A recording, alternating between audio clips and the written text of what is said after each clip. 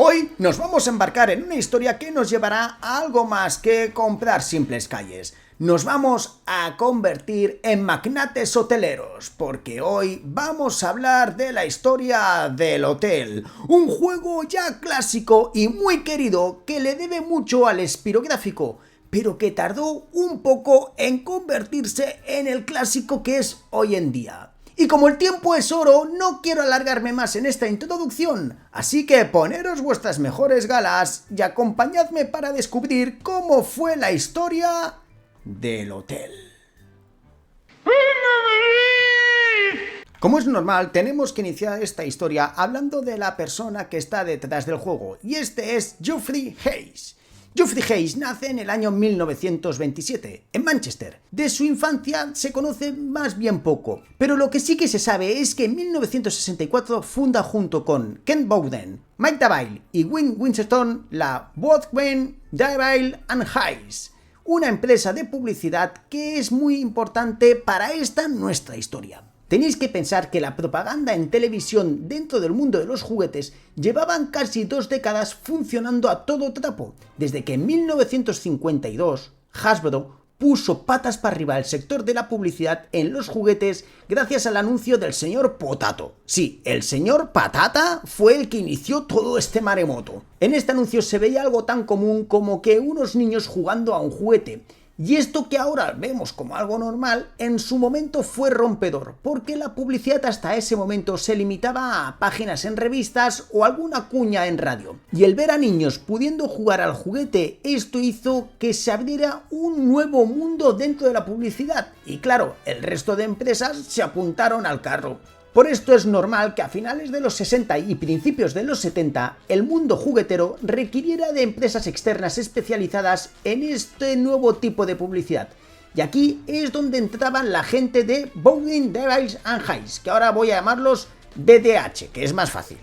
Esta empresa, aunque llevaban poco tiempo en el sector, ya se habían hecho un hueco dentro del mercado gracias a tener entre sus filas a gente como Geoffrey Hayes, una persona que mezclaba el negocio con su afición a los juegos de mesa. Y es que Geoffrey, aparte de carismático, tenía una gran afición por esto de los juegos y disfrutaba mucho viajando. Y su trabajo en la empresa de BDH le permitía mezclar estas dos aficiones, ya que con la excusa de captar nuevos clientes se iba a las ferias de juguete y de paso pues se relacionaba con gente afín a sus aficiones. Y fue en uno de estos viajes en Nueva York en 1970 cuando repara en los grandes rascacielos y comienza a darle vueltas cómo sería eso de combinar la mecánica de uno de sus juegos favoritos, como era el Monopoly, con la construcción de edificios. Así que nada más pisar Inglaterra, comienza a trabajar en un juego de mesa que barajaría estos dos conceptos. Y como buen experto en marketing tenía muy claro 3 premisas que deberían de ser imprescindibles: diversión, facilidad y sobre todo que fuera muy llamativo. En su concepción inicial, el juego buscaba acercar a los jugadores que disfrutaban con la gestión económica y también quería atraer al público más joven que posiblemente se veían abrumados con la complejidad que podía darse en ciertos momentos con el Monopoly. Así que tenía muy claro cuál sería el objetivo del juego: ser el primero en arruinar a los contrincantes. Y con esta base comienza el diseño de lo que sería el juego. Lo primero que hace es el tablero, donde el camino a seguir sería más parecido a juegos como el Game of Life que el propio Monopoly. Reduciría el total de casillas y para simplificar el tema de la gestión quería que únicamente hubieran 8 hoteles para poder comprar. Y para hacer eso sería tan sencillo como caer en una de las casillas que estuvieran dentro de la zona de dicho hotel. No quería complicaciones, así que la idea era que cuando un jugador cayera por primera vez te podías hacer con el terreno. Y la siguiente que cayeras en una de las casillas de construcción, pues podías empezar a edificarlo. La idea era que la compra de hoteles fuera casi inmediata, sin tener que dar muchos rodeos. Y siguiendo con la simpleza, desde el principio desestimó el uso de cartas como tenía el Monopoly. Ante todo, fácil, sin líos. Y ya para finalizar y el que sería para él el elemento más importante estaba en los hoteles. Jeffrey sabía de la importancia de los elementos como las miniaturas en los juegos y tenía claro que este punto sería vital para alejarse de la idea que su juego era algo más que un clon del Monopoly. Así que diseña para cada uno de los 8 hoteles que se compondría el juego unas losetas que representarían cada una de las infraestructuras y que serían las que el jugador compraría para poder construir. Y durante 3 años fue puliendo el diseño del juego con algún que otro cambio muy leve. Todo con idea de que cuando llegue el momento poder buscar entre alguna de las empresas del sector y de las que tenía buena relación un inversor que quisiera sacar su juego. Y es en 1973 que por cosas del destino y en medio de una convención de juguetes que se cruza con Dennis Fisher. Quizás este nombre no os diga nada, pero Dennis Fisher era toda una eminencia dentro del sector de los juguetes desde que en 1965 adaptó un dispositivo que llevaba existiendo desde el 1827 y estaba ideado para elaborar dibujos en espiral que tenía como nombre espirografo y que entre otras cosas se usaba para prevenir falsificaciones en los billetes. Así que un día Dennis le dio por coger unas piezas de mecano que tenía ahí a mano e hizo algunos cambios y convirtió esta herramienta en un juguete y sin quitarle el nombre de espirográfico se fue y patentó la idea. Y con su idea patentada pilló la maleta, se dirigió a la Feria Internacional del Juguete de Nuremberg y lo presentó bajo el sello de su empresa homónima Dennis Fisher Engineering. Y la gente cuando vio esto se volvió muy loca, hasta el punto que no paraban de lloverle ofertas. Todos querían comprar su juguete, pero el premio se lo llevó Kenner, que se hizo con los derechos de distribución en Estados Unidos. Y ya os podéis imaginar la cantidad de dinero que le reportó desde su lanzamiento en 1965, hasta tal punto que en 1970 la empresa Palitoy compró parte de los derechos de la Dennis Fisher Engineering. Así que ya sabéis por qué Dennis era toda una eminencia. Dicho esto, volvemos a 1973 y nos encontramos a Jeffrey Hayes hablando con Dennis Fisher en una conversación discernida que yo creo que sería algo tal que así. ¡Hey! ¿Qué tal el negocio? Bien, aquí vendiendo sin parar el espirografo. ¡Hey! Pues me alegro mucho. Sí, lo que pasa es que estoy buscando algo diferente para no estancarme. A ver si encuentro algún tonto que quiera sacar un juego y lo pete como Weddingtons lo petó con eso del Monopoly. Sí, por suerte en encontrar ese tonto. Muchas gracias, lo seguiremos buscando. Tasca el freno, Filomeno, que yo puedo ser ese tonto, que tengo una cosa que creo que lo va a petar. Y al poco tiempo ya estaba Jeffrey enseñando en las oficinas de Fisher la maqueta de su juego. Fisher enseguida le vio el potencial, pero sí que es verdad que le faltaba pulir algunos detalles. Para empezar, Fisher propuso que los hoteles fueran mejorando su categoría hasta conseguir las 5 estrellas en alguno de ellos, e incluir unas cartas de propiedad para que fuera más fácil para los jugadores saber la cantidad de dinero que tendrían que pagar en caso de pasar una noche en el hotel de un rival. Decide redibujar el tablero dándole más color del que tenía originalmente. Aparte, el tablero tendría unas perforaciones que se utilizarían para algo que viene ahora. Mantiene la idea de Jeffrey de que antes de construir el hotel tengas que hacerte con el terreno, pero le incorpora una novedad. Y es que si un jugador cae en un terreno que no es suyo, pero que no hay edificios en él, pueda comprarlo pagando el coste de compra forzosa al propietario. Y esto le daba un toque de confrontación que gustó muchísimo. Hubo otro elemento donde tuvieron un poco más de fricción. Y es que Fisher insistió mucho en la inclusión de un dado que debería de tirar el jugador que quisiera edificar un hotel, que lo llamarían dado de permiso de planificación.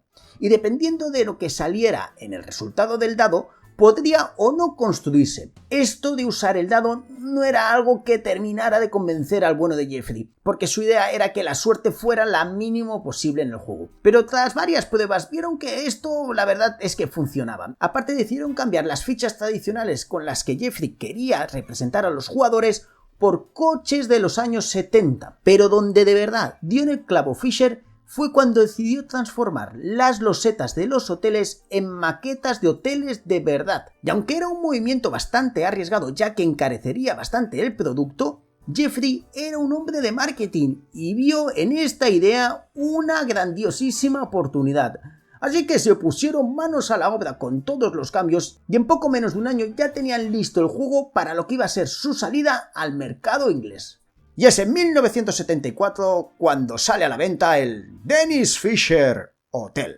Este venía en una caja completamente negra y dentro de esta se encontraba casi lo mismo que hoy en día podemos encontrar. Las reglas estaban pegadas en la caja, tenía dados, fichas de jugadores, un tablero muy simple, las escrituras de propiedades, billetes, las maquetas, porque había una maqueta que simulaba el ayuntamiento y 8 maquetas de hoteles: el Ritz, Owens Flow, The Towers, Center Point Hotel, The Royal, Pasadena, Laxid Hotel y The Village. Hay que decir que algunos de estos nombres los cogieron prestados de hoteles que tanto Jeffrey como Dennis conocían, y aunque las imágenes no se parecían mucho a las instalaciones originales de su época, sí que es verdad que para los jugadores lo de las maquetas era algo que les ayudaba mucho a meterse mejor en el juego. Todos los hoteles tenían una base de terreno sobre la cual se instalarían las infraestructuras, y tan solo habría una estructura por hotel. Y siendo así, ¿cómo se podía saber cuál era el nivel de cada hotel? Pues muy fácil, dependiendo de la cantidad de tejados que se le pudieran construir, el valor era uno u otro. Así estaban los más económicos, como por ejemplo el Owens Flows, que solo podías construir un tejado, y con todas sus instalaciones construidas, como máximo podías cobrar por noche al contrincante 150 libras. Y en su contraposición se encontraba el Laxid Hotel, que con todo construido, quien cayera le tocaría pagar 1000 libras por pasar la noche. Y ya con todo esto, el hotel fue lanzado únicamente en Reino Unido. Algo lógico, sabiendo que Dennis Fisher era una editorial muy pequeña y no podían hacer frente a una salida a nivel mundial del juego. Y esto hizo que las ventas, la verdad, no fueran del todo buenas que se pensaban. Digamos que tuvo un éxito moderado. Bueno, algo que tampoco le importó mucho a Jeffrey, ya que él seguía teniendo su negocio de marketing. Pero sí que es verdad que para Dennis Fisher esto fue un golpe un poco más duro de digerir, ya que, aunque el espirográfico seguía vendiéndose muy bien, él había depositado muchísimas esperanzas en el hotel, y aunque el juego le dio buenos beneficios, no fueron todos los que él esperaba, ya que en su mente estaba tener un éxito parecido al del Monopoly. Y entre todo este lío, Palitoy, que era la empresa a la que pertenecía Dennis Fisher Engineering, es comprada a principios de los 80 por Hasbro, y esto hace que el bueno de Dennis empiece a trabajar en Hasbro como diseñador de juguetes. Pero el golpe en la mesa al juego llega en 1984, cuando Hasbro, con la idea de ser la empresa más grande de juguetes del mundo, compra a Milton Bradley por un total de 360 millones de dólares. Un movimiento muy gordo en su momento, ojo, y con esta compra se hacía dueña de todas las licencias de Milton Bradley y estos ahora se convertían en la división de juegos de mesa de Hasbro. Y es así como en 1986 y bajo el logo de MB que todos conocéis llega la edición más recordada por todos nosotros del hotel. En plena guerra con Parker, la ahora división de juegos de mesa de Hasbro, MB, se vuelven locos sacando juegos sin parar.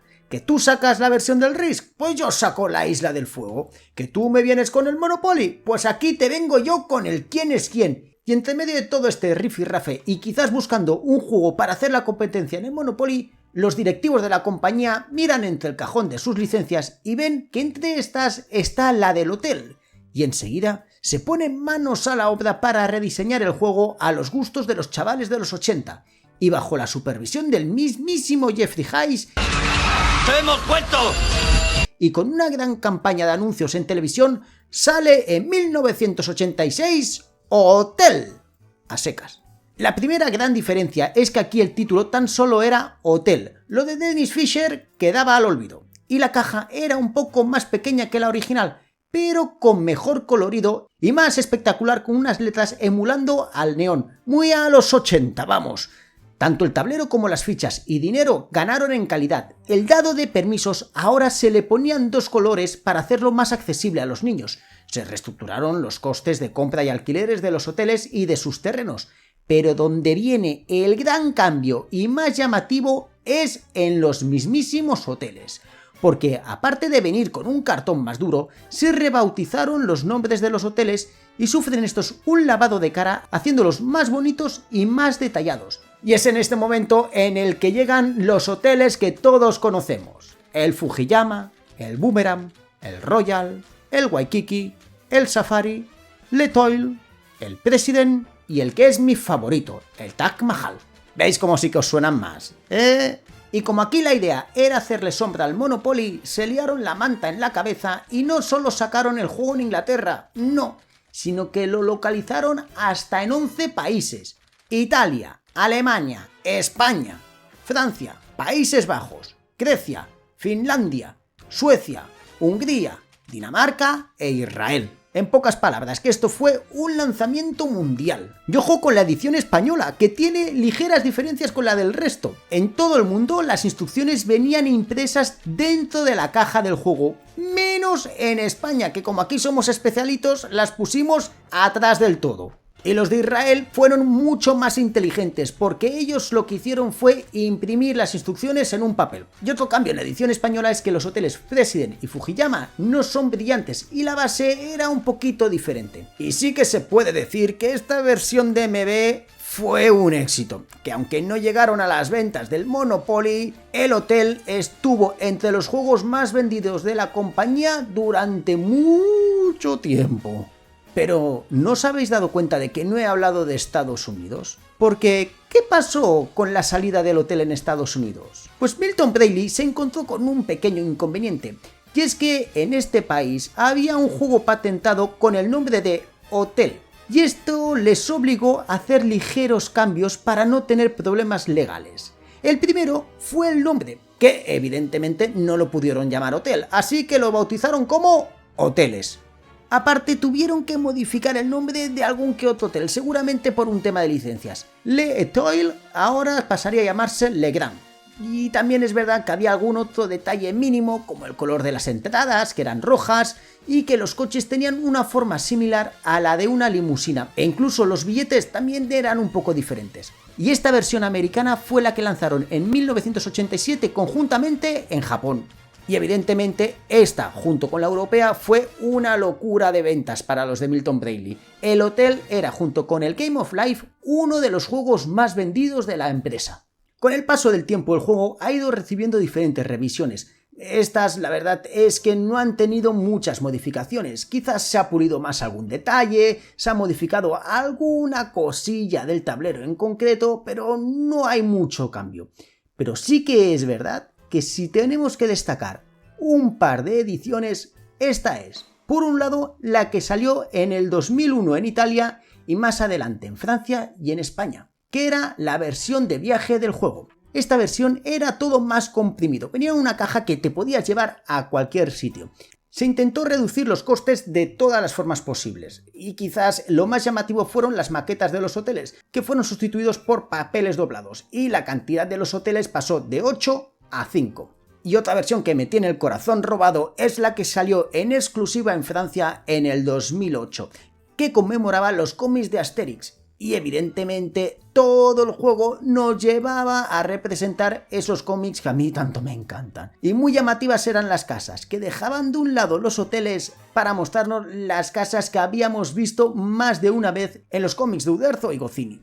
Actualmente, si te quieres acercar al juego, vas a encontrar dos ediciones distintas. Por un lado está la de Hotel Ticon del año 2013, que seguramente todavía la puedas encontrar en alguna tienda. Esta edición fue muy rompedora en el diseño del tablero y los hoteles, renombrándolos todos, y también era mucho más colorida. El precio de algunos hoteles cambiaban, y había alguno, como el Zebra Lodge, que sufrió críticas por parte de los jugadores al considerarse que no compensaba hacerse con él por la diferencia entre su precio de compra y la compensación que daba en los alquileres. Aparte, el rediseño de los hoteles no acabó de gustar a la gente.